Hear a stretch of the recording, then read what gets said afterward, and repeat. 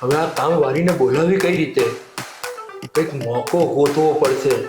એક કામ કરું, આજે નોકરીએ રજા મૂકી દઉં. આખા દિવસમાં એક વખત તો ટાઈમ મળશે અને મળવાનો.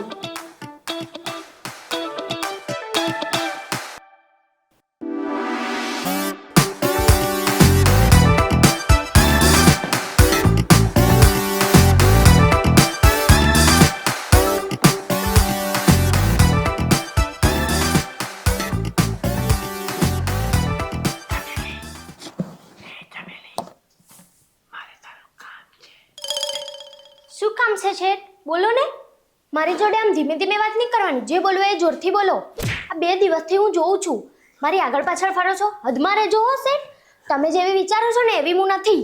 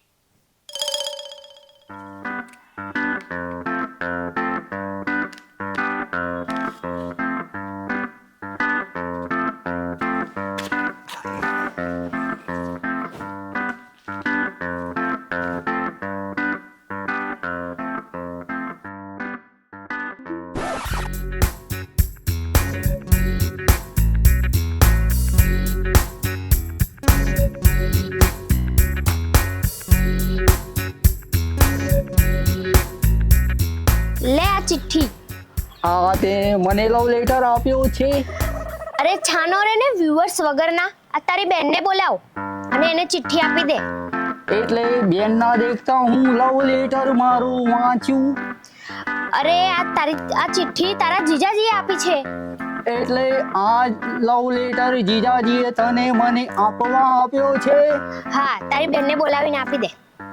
એ બેના તું ક્યાં છે? એ બેના તું ક્યાં છે? આ શું કામ તું રાડા બૂમો પાડે છે? એ બેના આ જીજાજીએ તને લવ લેટર આપ્યો છે. તારા જીજાજીએ લવ લેટર ના હોય તો આને હું શું કરું? વાંચ તો ખરા.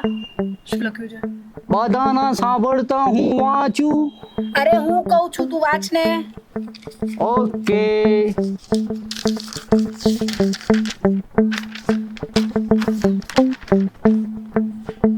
બહુ દિવસે એક કુંવારી છોકરી જોઈ લપસી ગયો. બેના જીજાજી લપસી ગયા અને એ સુંદર વાલી તું છે ચમેલી.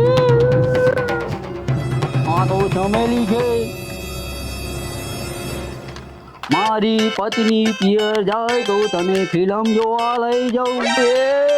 બેના તને ક્યારે લઈ ગયા છે ફિલ્મ જોવા? મને તો આજ સુધી ક્યારે નહીં લઈ ગયા. તને સાબરમતી નદીમાં ચાલતી ક્રૂઝ પર ફેરવું.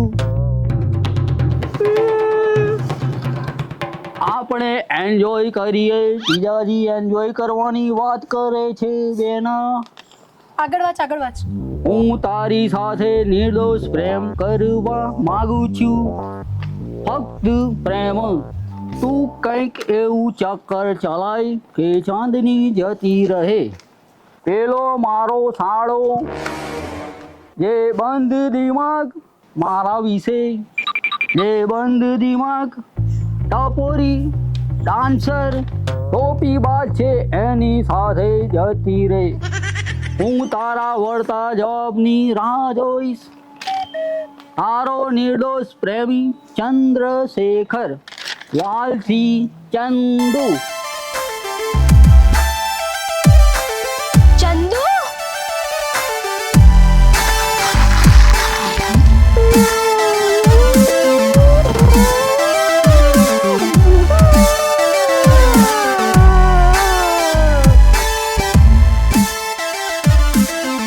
મેડમ, તમારે પિયર જવું હોય ને રોકાવા તો જાઓ, અને જેટલા દિવસ રોકાવું હોય રોકાવો.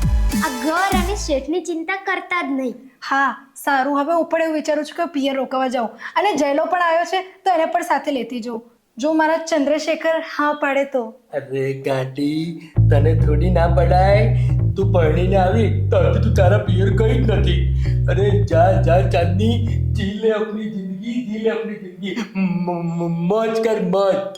મને સમજાતું નથી તમે મને શું કામ મોકલવા માંગો છો, પણ કંઈ વાંધો નહીં, હું ત્યાં સુધી પેકિંગ કરી લઉં પછી હું નીકળીશ.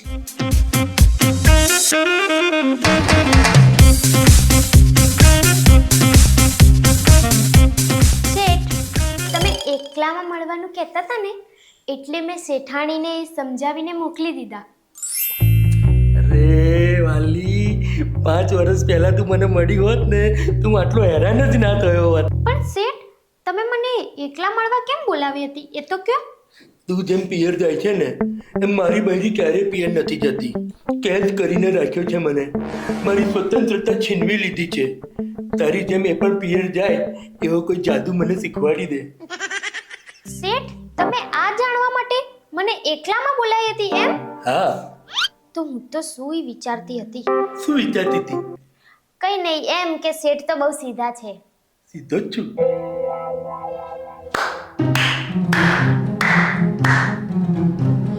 ઓ, તો તમે મારાથી કંટાળી ગયા છો એમ? તો તમને આ જિંદગી મારા સાથે કેદ જેવી લાગે છે.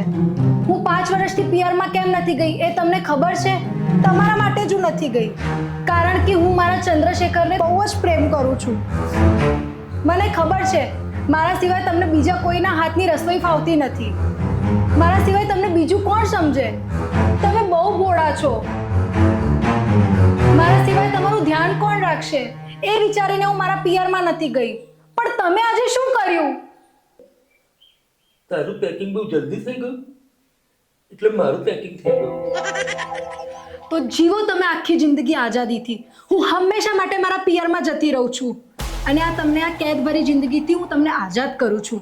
પણ એવું તમે શું કર્યું છે? જયલા!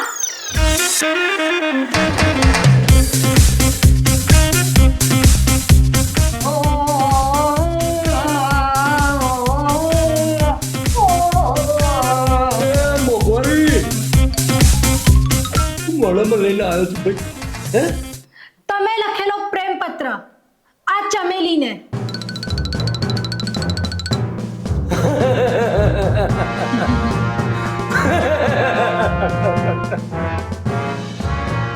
હસો છો કે રડો છો? રડું છું ચાંદની, રડું છું. મને માફ કરી દે ચાંદની, હું તને સમજી ના શક્યો અને તારા પ્રેમને ઓળખી ના શક્યો. મેડમ, શેઠને માફ કરી દો. શેઠ તો બહુ સીધા છે, અને શેઠ તમને પણ આવી પત્ની મળે જ નહીં. મેડમે તો તમારા માટે એમના પિયર એને પણ ભૂલી ગયા. મેડમની કુરબાનીને આ કામવાળી સલામ કરે છે.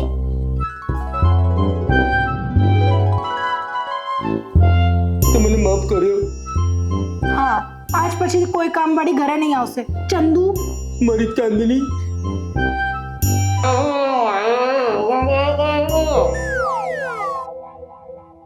અલે આ ડૂચો તો મોઢામાંથી કાઢ. એ મારી સાથે લગન ક્યારે કરીશ તું? ફોટો મારા પાછળ પડ્યો છે એટલે આ પિત્યા હું તો લગ્ન કરેલી જ છું. મારી માએ સાચું કીધેલું, ક્યારે કોઈ છોકરીનો વિશ્વાસ નહીં કરવો. ચંદુ તારા જીજાજી જ છે